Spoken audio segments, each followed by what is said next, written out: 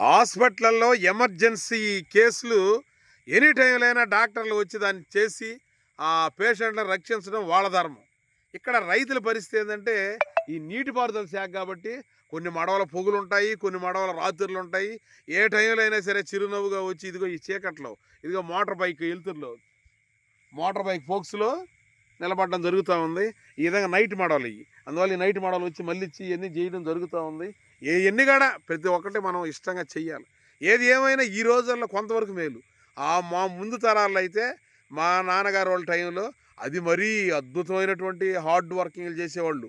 ఉదయం నుంచి సాయంకాలం దాకా పొద్దులు వస్తూ ఉన్న ఎద్దులు నాగేళ్ళు దున్ని కాళ్ళు మోకాట్లు లోతున్న వాళ్ళు పాసిపోయినా కూడా సాయంకాలం స్నానం చేసి దుప్పడ కప్పుకొని పైన తూములు ఉండేది. ఆ తూములు కాడ పోయి ఆడ పాములు పుట్లు ఎన్నైనా ఉండొచ్చు. అయినా తెల్లవాదులు అక్కడ ఉండి నీళ్లు ఆ విధంగా పంట పండించిన వాళ్ళు. అందువల్ల కనీసం వాళ్ళు చేసినంత చేయలేకపోయినా కూడా వాళ్ళ ఆశయాలు వాళ్ళ మందల్లో ముందుకు పోతూ మా వంతు మేము చేయడం జరుగుతూ ఉంది. లక్కీగా హర్ష వచ్చేసి యంగ్ ఫార్మర్గా రావడం ఇక్కడ మీ అందరికి తెలిసిన విషయాలు. అంటే వ్యవసాయంలో కూడా ఇన్ని చేస్తేనే మనకి ఆ పవిత్రమైన అమృత ఆహారం వస్తుంది అనేది అక్షరాల సత్యం. Okay, thank you.